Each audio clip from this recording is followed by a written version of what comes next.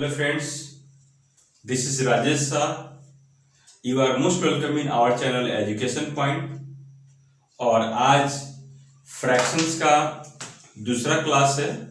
इससे पहले मैंने एक क्लास लिया था फ्रैक्शंस का, जिसमें मैंने फ्रैक्शंस क्या होता है और टाइप्स ऑफ फ्रैक्शंस बताया था और मीनिंग ऑफ फ्रैक्शंस बताया था, यानी कि पिक्टोरियली रिप्रेजेंटेशन ऑफ फ्रैक्शंस बताया था।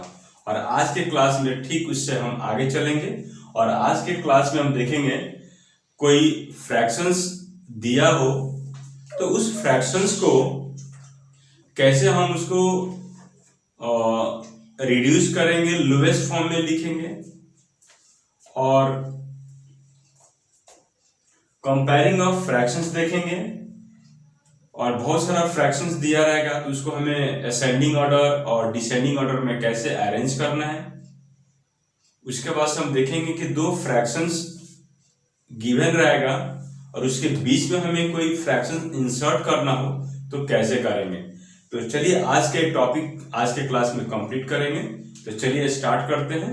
आज फ्रैक्शंस का सेकंड क्लास है। Let's started. तो आज हम सबसे पहले हेडिंग देंगे reducing a fractions to its lowest term. Okay, reducing a fraction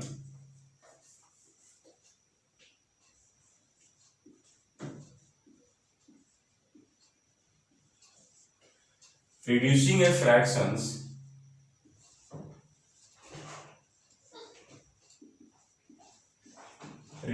fractions या fraction reducing a fractions to its lowest term, lowest term बोलिए या इसको फॉर्म भी बोल सकते हैं, लोएस्ट टर्म। तो ये हमारा आज का हेडिंग है। तो हम देखेंगे किसी भी फ्रैक्शंस को उसको लोवेस्ट फॉर्म में कैसे हमें कन्वर्ट करना है। तो सबसे पहले एक चीज और बता दूं कि आपको पहचानना कैसे है, आइडेंटिफाई कैसे करना है कि जो हमारा गिवन फ्रैक्शन है या जो हमने फ्रैक्शंस को लोवेस्ट फॉर्म में कन्वर्ट किया है वो रियली में लोवेस्ट फॉर्म में है। तो वो पता करने के लिए हम जो उसका न्यूमरेटर और डिनोमिनेटर का हम एचसीएफ निकालेंगे।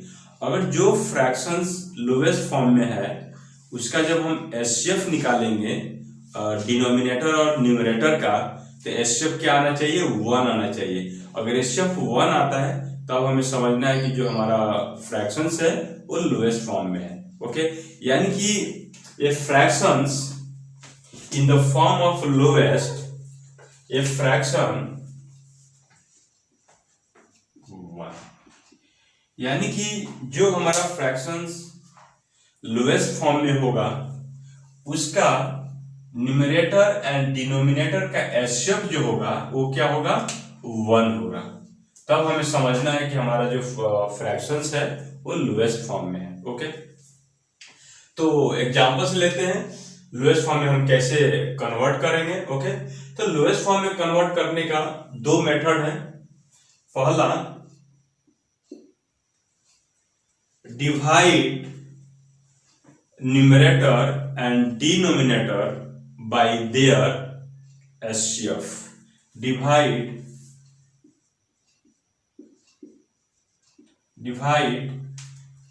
Numerator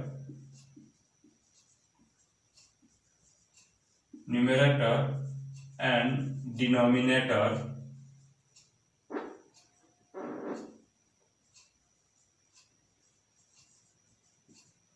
divide numerator and denominator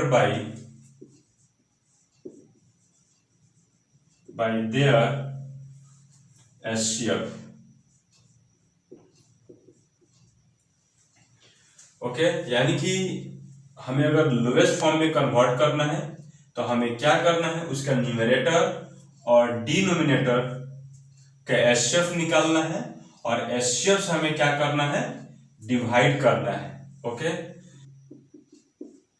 divide numerator and denominator by it's any one common factor.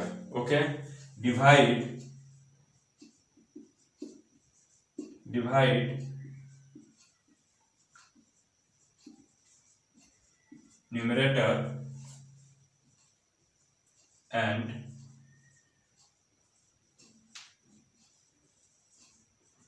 numerator and denominator by its any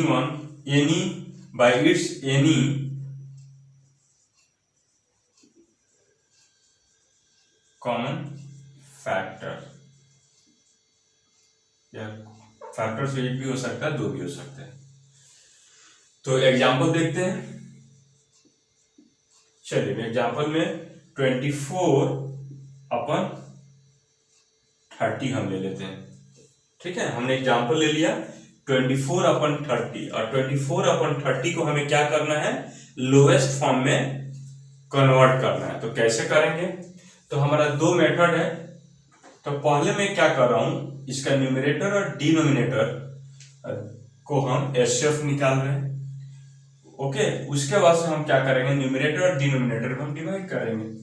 तो find HCF of numerator and denominator. Okay, तो हमें आपको मालूम होना चाहिए 24/30 का जब हम एचसीएफ निकालेंगे तो ये 24/30 1 से डिवाइड होगा, 1 से जाएगा यानी कि 24, ये क्या हो जाएगा 6, फिर ये 6 से आपका ये 24 डिवाइड हो जाएगा, 6 या 4 24 यानी कि डिवाइड हो गया। इसका एचसीएफ क्या आ गया 6। तो इसका 24 और 30 का एचसीएफ क्या होगा, एचसीएफ ऑफ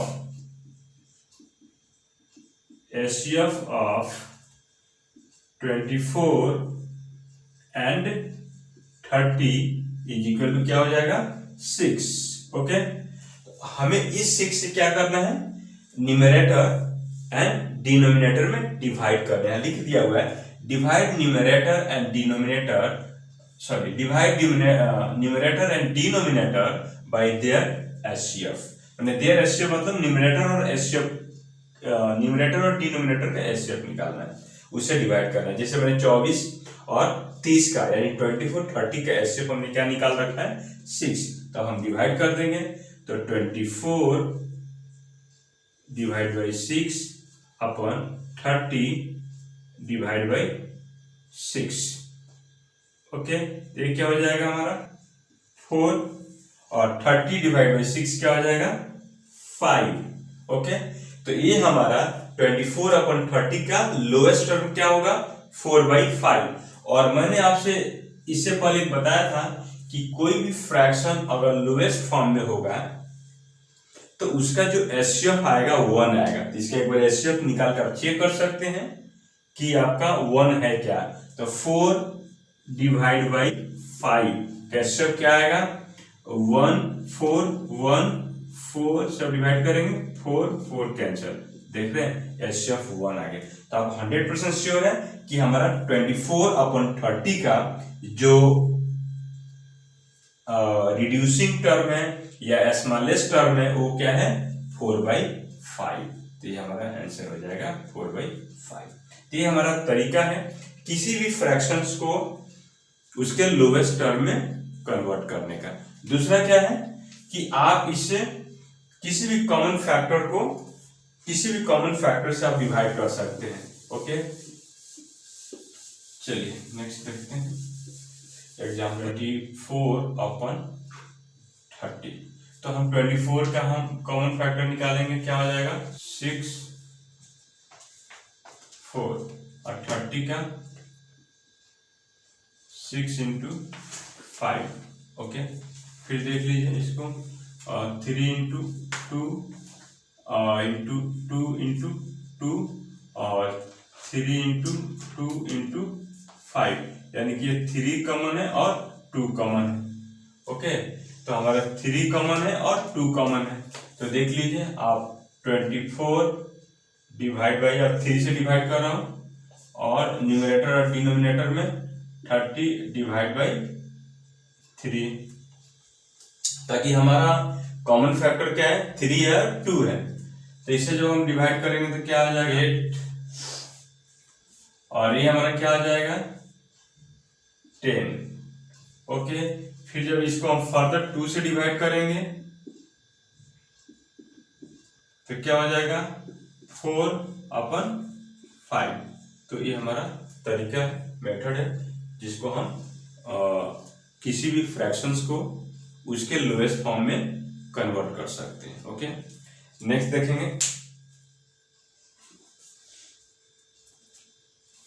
नेक्स्ट हमारा है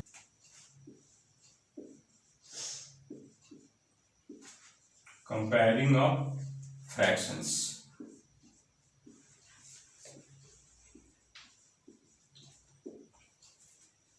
कंपेयरिंग ऑफ फ्रैक्शंस, चलिए देखिए।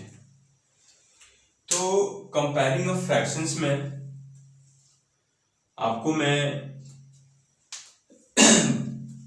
बताता हूं, जैसे कि बहुत सारे फ्रैक्शंस दिया हुआ रहेगा, तो उसमें आपको कंपेयर करना है। कंपेयर इन द सेंस कि आपका जो फ्रैक्शंस होगा वो एक दूसरे से कौन सा उसमें फ्रैक्शन बड़ा है, छोटा है या बड़ा है। ये आपको पूछे जाएंगे कि बहुत सारे 4-5 मोर देन 1 फ्रैक्शंस आपको दिया हुआ रहेगा, गिवन रहेगा।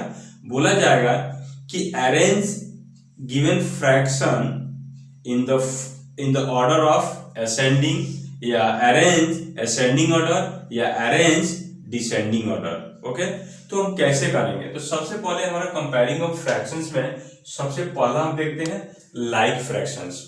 अगर लाइक फ्रैक्शन हो तो वैसे फ्रैक्शंस को हमें कैसे अरेंज करना है, तो सबसे पहले हम देखेंगे लाइक फ्रैक्शंस। लाइक फ्रैक्शन, और कल के क्लास में इससे पहले हमने एक वीडियो अपलोड किया है जिसमें डिफरेंट टाइप्स ऑफ फ्रैक्शंस मैंने बताया है। और किसी भी स्टूडेंट को अगर कंफ्यूजन है टाइप्स ऑफ फ्रैक्शंस में, तो मेरा ठीक इससे पहले एक मैंने वीडियो अपलोड किया है, वो आप देख सकते हैं। चलिए लाइक फ्रैक्शंस में देखते हैं। तो लाइक फ्रैक्शंस में लेता हूं। लाइक फ्रैक्शन वैसे फ्रैक्शंस होता है जिसका डिनोमिनेटर क्या होता है, सेम होता है। ठीक है, चलिए एग्जांपल से लेते हैं, जैसे 11/13, ओके, 9/13, ओके, 5/13। तो देखिए अब इस फ्रैक्शन में हमें कंपेयर करना है कि मतलब असेंडिंग ऑर्डर में कंपेयर कीजिए या डिसेंडिंग ऑर्डर में। अगर असेंडिंग ऑर्डर में पूछेगा, असेंडिंग ऑर्डर का मतलब होता है कि सबसे पहले लोएस्ट वैल्यू वाले फ्रैक्शंस रहेंगे और सबसे लास्ट में बड़ा फ्रैक्शंस होगा। और डिसेंडिंग ऑर्डर का मतलब हुआ कि पहले जो फ्रैक्शंस रखेंगे वो सबसे बड़ा रखेंगे और लास्ट में सबसे छोटा रखेंगे। तो जैसे कि हमारा लाइक फ्रैक्शन है, ये हमारा लाइक फ्रैक्शन है जिसका डिनोमिनेटर क्या है, सेम है। तो ऐसे फ्रैक्शंस में एकदम क्लियर है, जब डिनोमिनेटर जब सेम हो तो हम न्यूमरेटर पे जाएंगे।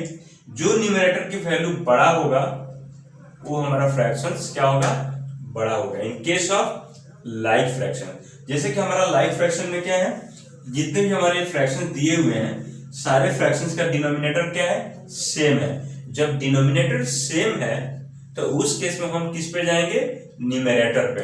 न्यूमरेटर देखेंगे सबसे बड़ा कौन सा है, जो न्यूमरेटर की वैल्यू जितनी बड़ा होगी वो फ्रैक्शंस उतना ही बड़ा होगा in case of like fractions. Okay, देखिए तो यहां पर देखिए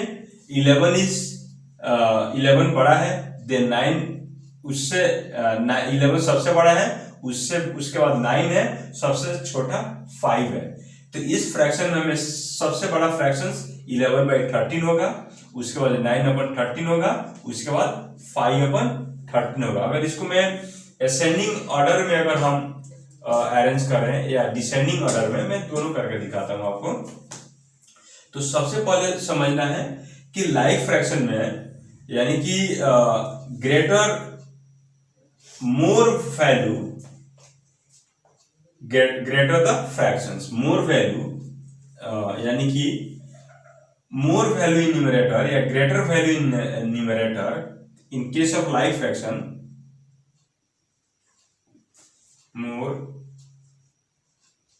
more value of numerator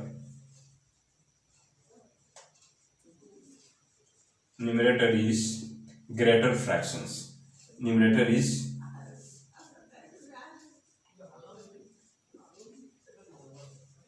greater fractions. Okay, जैसे यहाँ पे देखिए डिनोमिनेटर सबका सेम है, तो न्यूमरेटर जितना बड़ा होगा वो फ्रैक्शन उतना ही बड़ा होगा। तो सबसे पहले मैं डिसेंडिंग ऑर्डर में अरेंज करता हूँ। तो 11/13 सबसे बड़ा होगा, उसके बाद 9/13 उसके बाद 5/13, यानी कि सबसे पहले हमने बड़ा रखा है और सबसे लास्ट में हमने क्या रखा है, छोटा रखा है। तो ऐसे ऑर्डर को हम क्या बोलते हैं, डिसेंडिंग ऑर्डर।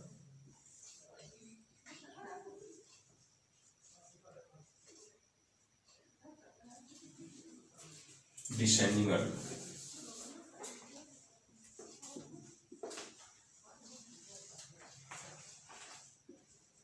Descending order. अगर इसको असेंडिंग ऑर्डर में सजाना है तो क्या हो जाएगा, आपको 11/13 इधर आ जाएगा, 9/13 इधर आ जाएगा और सबसे लास्ट में 5/13। ये हमारा क्या है, असेंडिंग ऑर्डर। असेंडिंग मीन्स पहले छोटा रहेगा, सबसे लास्ट में बड़ा रहेगा, तो इसको हम बोलते हैं ascending order.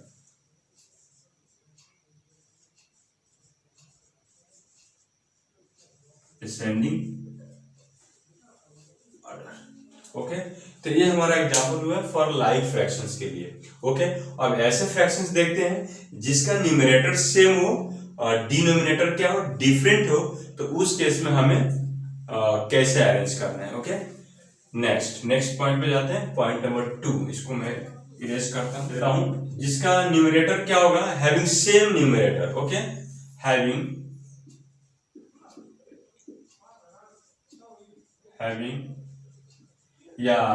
one or more fractions having same numerator,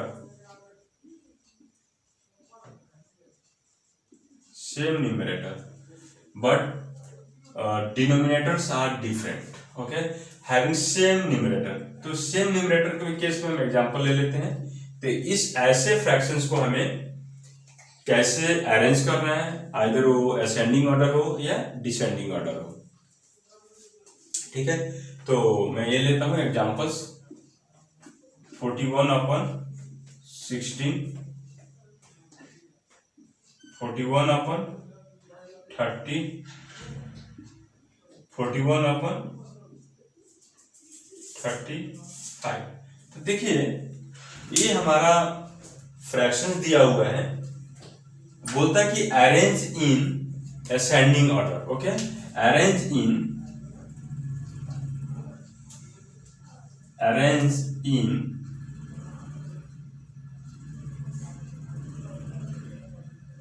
ascending order.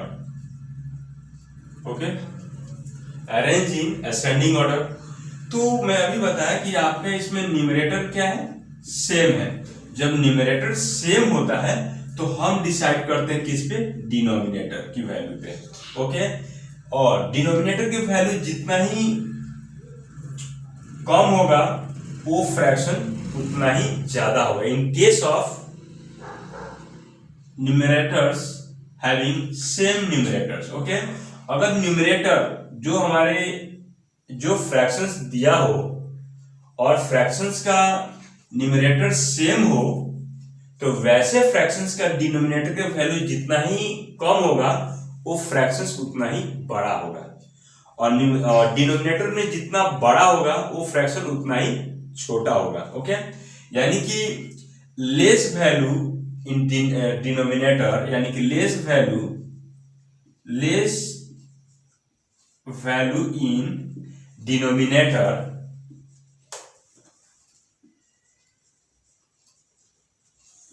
less value in denominator is greater fraction, या will be greater fraction, will be greater fraction less value in denominator will be greater fraction, यानी कि denominator में जितना ही छोटा value होगा वो fraction उतना ही बड़ा होगा, और डिनोमिनेटर में जितना ही बड़ा वैल्यू होगा वो फ्रैक्शन उतना ही छोटा होगा। ओके, तो हमें अगर असेंडिंग ऑर्डर में अरेंज करना है, असेंडिंग मीन्स सबसे पहले छोटा, देन उससे बड़ा, देन उससे बड़ा, तो सबसे छोटा हमारा क्या होगा, ये होगा। क्यों? ताकि डिनोमिनेटर में सबसे बड़ा है, यानी less value in denominator will be greater fractions. Okay, तो इसको कैसे अरेंज करेंगे असेंडिंग ऑर्डर में, तो 41/35 किससे लेस होगा, 41/30, और एक किससे छोटा होगा, 41/16। अगर इसी को मुझे अरेंज करना हो डिसेंडिंग ऑर्डर में, तो कैसे करेंगे, डिसेंडिंग ऑर्डर का मतलब कि सबसे पहले बड़ा वाला फ्रैक्शन रखेंगे और लास्ट में सबसे छोटा फ्रैक्शन रहेगा।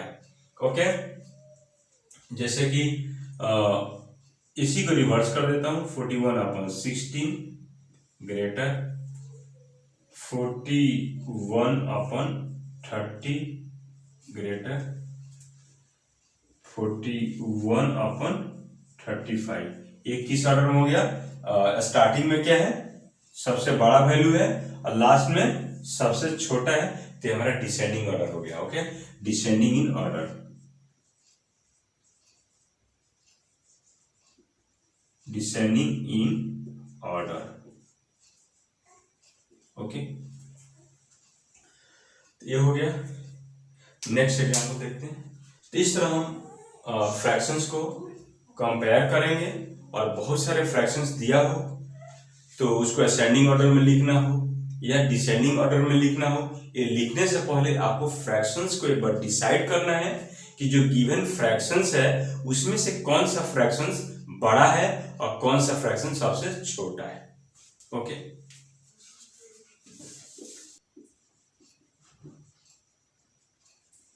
Arrange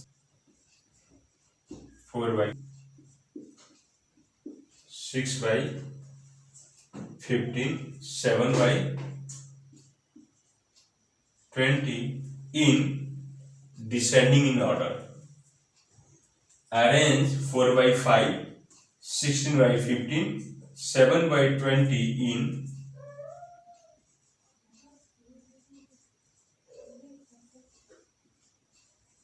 descending order.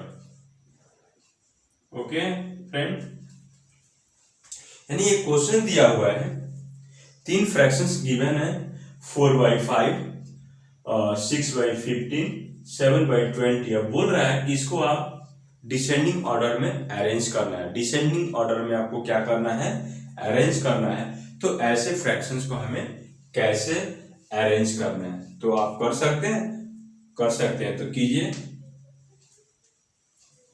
तो इसमें दो रहेगा, एक तो मेकिंग डिनोमिनेटर सेम और दूसरा मेकिंग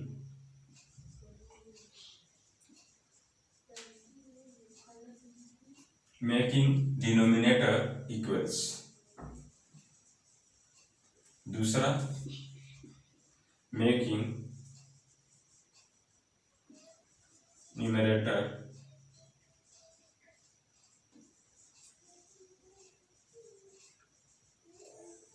इक्वल्स। ओके, तो पहला हम देखते हैं, पहला मेथड से इसको अरेंज करते हैं, मेकिंग डिनोमिनेटर इक्वल्स। तो मैं क्वेश्चंस लेता हूं, एग्जांपल्स में आपने ये रख लीजिए, एग्जांपल्स का क्वेश्चंस ही है 4/5 6/15 7/20। फर्स्ट मेथड देख रहे हैं, हमें जब डिनोमिनेटर सेम करना हो, देखिए मैं दोनों एक साथ ही बता देता हूं कि अगर यहां पर देखिए न्यूमरेटर डिनोमिनेटर पे ध्यान दीजिए, ऐसे क्वेश्चन है जिसमें न्यूमरेटर और डिनोमिनेटर दोनों अलग अलग हैं, तो ऐसे क्वेश्चंस में हम क्या करते हैं, आप चाहे तो डिनोमिनेटर सेम करके अरेंज कर सकते हैं, ताकि इससे पहले मैंने आपको बताया कि अगर वैसे फ्रैक्शंस जिसका डिनोमिनेटर सेम हो तो फिर हम न्यूमरेटर की वैल्यू पर डिसाइड करते हैं, अगर न्यूमरेटर सेम हो तो डिनोमिनेटर के वैल्यू पर डिसाइड करते हैं। जैसे कि डिनोमिनेटर सेम है तो न्यूमरेटर में जो वैल्यू जितना ही ज्यादा होगा वो फ्रैक्शंस उतना ही ज्यादा होगा। जैसे कि आपने देखा न्यूमरेटर सेम है तो डिनोमिनेटर में जितना ही छोटा वैल्यू होगा वो फ्रैक्शंस उतना ही बड़ा है। तो इस क्वेश्चंस में आप देख रहे हैं कि न्यूमरेटर और जो डिनोमिनेटर की जो वैल्यू दिया हुआ है वो दोनों क्या है, अलग अलग है। तो ऐसे केस में आप चाहे तो डिनोमिनेटर सेम करके बना सकते हैं और आप चाहे तो न्यूमरेटर सेम करके बना सकते हैं। अगर आपको डिनोमिनेटर सेम करना हो तो आप सबसे पहले जितने भी डिनोमिनेटर है उसका एलसीएम निकाल लीजिए। ओके, जो एलसीएम आए उसके हिसाब से डिनोमिनेटर सेम कीजिए।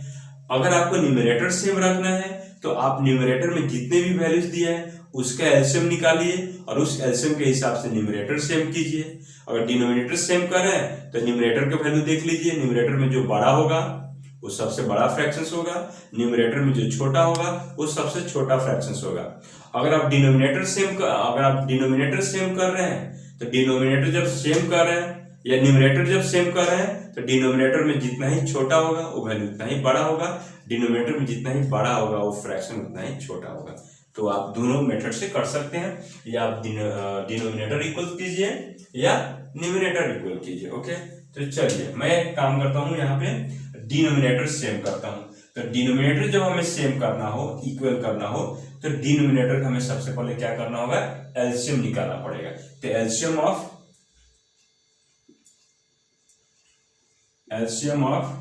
5, 15, 20, 5, 15, 20, इसका एलसीएम क्या हो जाएगा, 5, 15, 20 का एलसीएम निकाल लीजिए। 5 से चला जाएगा 1, 3, 4, अब नहीं जाएगा तो एलसीएम क्या हो जाएगा, 5 इंटू 3 इंटू 4 यानी कि 60। ओके, तो हमारा एलसीएम क्या हो गया, 60। तो हमें डिनोमिनेटर में क्या करना होगा, 60 करना होगा, है ना, यानी डिनोमिनेटर इक्वल करना है। तो 60 कैसे आएगा, तो 4/5 है तो 60 लाना है, तो कैसे आएगा 12, 12 पचे 60, है ना, और यहाँ पे 12 से मल्टीप्लाई कर दीजिए। चलिए यहाँ पे 6/15, 15 को अगर 60 लाना है तो 15 इंटू 4, और फिर जब हम ऊपर भी मल्टीप्लाई करना पड़ेगा। जब आप डिनोमिनेटर में जिस डिजिट से मल्टीप्लाई करेंगे सेम डिजिट से आपको न्यूमरेटर में भी मल्टीप्लाई करना पड़ेगा। अगर आप ऐसे नहीं करेंगे तो हमारा फ्रैक्शंस क्या हो जाएगा, डिफरेंट हो जाएगा, वेरी हो जाएगा, रॉन्ग हो जाएगा। ओके, तो अब यहाँ पे देखिए 7/20 है तो यहाँ पे 3 से मल्टीप्लाई करेंगे तो 60 हो जाएगा। जब यहाँ 3 से मल्टीप्लाई किए तो सेम नंबर से हमें न्यूमरेटर भी मल्टीप्लाई करना पड़ता है, नहीं तो फ्रैक्शन ही अलग हो जाएगा। तो देख लीजिए ये आपका 4 जा 12 48 अपन 60, और ये 6 जा 4 24 अपन 60, और ये देख लीजिए 7 जा 3 21 अपन 60।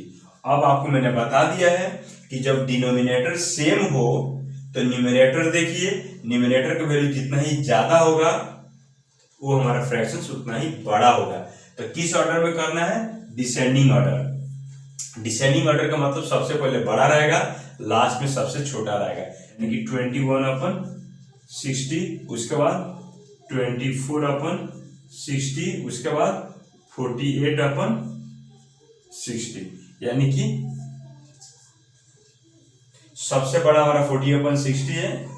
ओके, और 24 उसके बाद यानी कि 21/60 सबसे छोटा है, उससे बड़ा 24/60 है, उससे बड़ा 48/16 है। तो इस तरह से आप अरेंज कर सकते हैं। या आपको असेंडिंग फॉर्म में पूछेगा तो जस्ट इसको रिवर्स कर दीजिए, 21/60, 24/60, 40/60। इस तरीके से आप अरेंज कर सकते हैं। नेक्स्ट मेथड देखते हैं, मेकिंग न्यूमरेटर इक्वल्स। क्वेश्चन सही। अब LCM of second number, making numerator equals. तो तो न्यूमरेटर इक्वल से रखना है तो आपको एलसीएम ऑफ न्यूमरेटर को लेना पड़ेगा, एलसीएम ऑफ 4, 6, 7। तो इसका एलसीएम ले लीजिए 4, 6, 7 के जब आप एलसीएम निकालेंगे तो 2 से जाएगा 2, 3, 7। ओके, अब मल्टीप्लाई कर दीजिए 2 इंटू 2, 3 इंटू 7। ओके, क्या हो जाएगा आपके 2 या 4, ये 4 हो जाएगा और ये 21 हो जाएगा। तो 4 और ये 84, यानी एलसीएम क्या आ जाएंगे, एलसीएम आपका क्या हो जाएगा 84 हो जाएगा। ओके, तो जब हमारा एलसीएम 84 हो गया तो अब हमें क्या करना है, न्यूमरेटर में 84 करना है। तो 84 करने के लिए आपको क्या करना पड़ेगा, ऊपर में 4 इंटू 21 करना पड़ेगा और नीचे में 5 है तो फिर यहाँ पे 21 से मल्टीप्लाई करना पड़ेगा। अब 6 है, 6 में आपको 6 में क्या मल्टीप्लाई करें कि 84 आए। तो 6 में जब आप 14 मल्टीप्लाई करेंगे, 14 into 6 upon 80 into 14 upon 6, 14 into 6 is equal to 84 upon 15 into 14। Next 7 में हम क्या मल्टीप्लाई करेंगे, 7 इंटू 12 है ना, 7 इंटू 12 अपन 20 इंटू 12। ओके, अब इसको सिंप्लीफाई कर लीजिए तो 4 इंटू 21 क्या हो जाएगा 84 अपन 5 टू 21 कितना हो जाएगा 5, 105। ओके, 105। और नेक्स्ट देख लीजिए, फिर दूसरा हमारा क्या हो जाएगा 84 और ये कितना हो जाएगा 15 और 14 टू 10। Okay, to 10। उसके बाद से ये हमारा कितना हो जाएगा 84 और 20 अपन 12 क्या हो जाएगा 20 अपन 12, 240 है ना, 240। अभी मैंने बताया कि जब न्यूमरेटर हमारा सेम हो, न्यूमरेटर जब हमारा सेम हो तो डिनोमिनेटर पे डिसाइड करते हैं और डिनोमिनेटर का वैल्यू जितना ही बड़ा होगा वो फ्रैक्शन उतना ही छोटा होगा। ओके, तो देखिए सबसे डिनोमिनेटर में ये बड़ा है, उसके बाद से ये बड़ा है, उसके बाद से ये है, यानी कि सबसे बड़ा ये हो जाएगा, उसके बाद से सबसे ये होगा बीच में और ये सबसे छोटा ये हो जाएगा। जिसको कैसे अरेंज करेंगे लिंक और असेंडिंग आप कर सकते हैं। तो देखिए सबसे बड़ा ये होगा यानी 84 अपन 105 ग्रेटर देन 84 अपन 210 ग्रेटर देन 84 अपन 240, यानी कि 84 अपन 240 जो फ्रैक्शन होगा सबसे छोटा होगा और 84 अपन 105 जो फ्रैक्शन होगा वो सबसे बड़ा होगा और 84 अपन 210 ये दोनों के बीच में होगा। ओके, तो ये हमारा ऑर्डर है जिस ऑर्डर में आप फ्रैक्शंस को क्या कर सकते हैं, अरेंज कर सकते हैं। ओके, नेक्स्ट देखते हैं। उसके बाद देखेंगे insert fractions between two given fractions. Okay,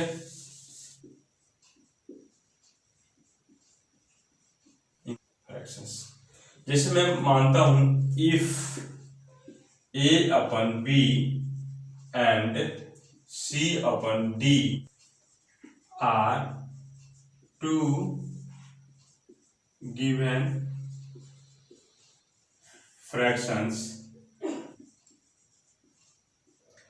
if a upon b and c upon d are two given fractions, then a plus c upon b plus d lies between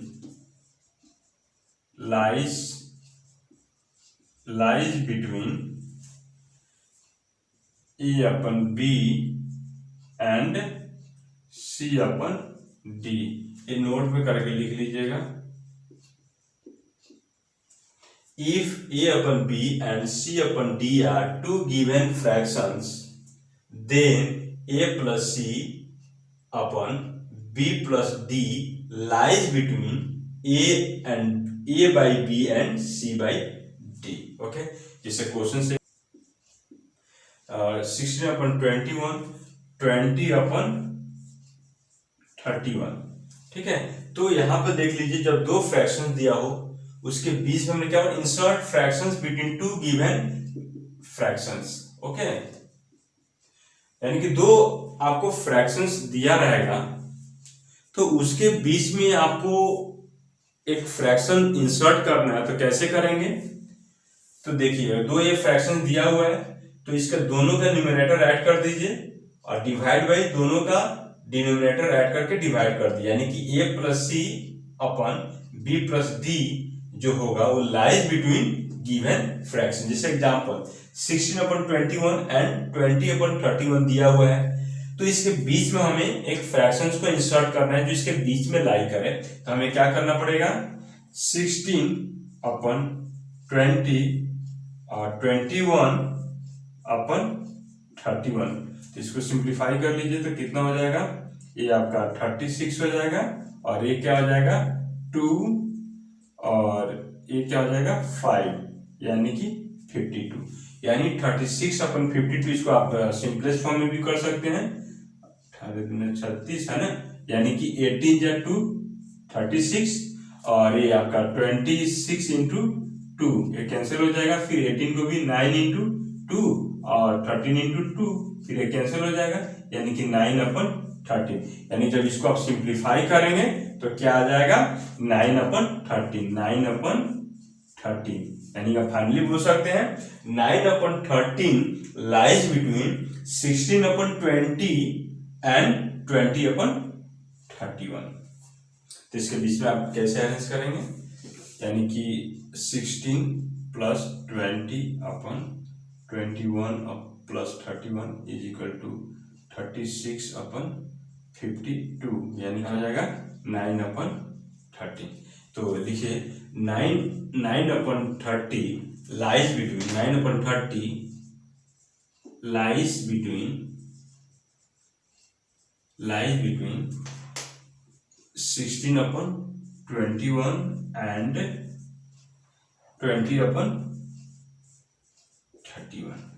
यानी कि ये हमारा क्या होगा 9/13 लाइज बिटवीन 16/21 एंड 20/31। और इसको ऐसे भी लिख सकते हैं 16/21 और इसके बीच में रख दीजिए 9/13 और ये हो जाएगा आपका 20/31। तो ये हमारा इसके बीच में इंसर्ट हो गया, यानी कि ये हो गया हमारा इसके बीच में। तो हमने व्हाट इज फ्रैक्शंस बता दिया, मीनिंग ऑफ फ्रैक्शंस बता दिया, टाइप्स ऑफ फ्रैक्शंस बता दिया, reducing fractions to its lowest form बता दिया, कंपेयरिंग ऑफ फ्रैक्शंस बता दिया, insert fraction between two given fractions बता दिया। नेक्स्ट क्लास में ऑपरेशन ऑन फ्रैक्शंस देखेंगे और आज की क्लास हम यहीं पे वाइंड अप करता हूं। और अभी हमारा हम लोग का जो यूट्यूब पे जर्नी है नया है, अगर इसलिए मैं बार बार बोलूंगा कि अगर हमारा वीडियो आपको पसंद आए, हेल्पफुल हो, तो please like share and subscribe कीजिए और अपने फ्रेंड को भी शेयर कीजिए ताकि आपके साथ साथ वो भी इस प्लेटफॉर्म का लाभ उठा सकें। Okay, thank you so much for watching, all the best. फिर मिलते हैं नेक्स्ट वीडियो में।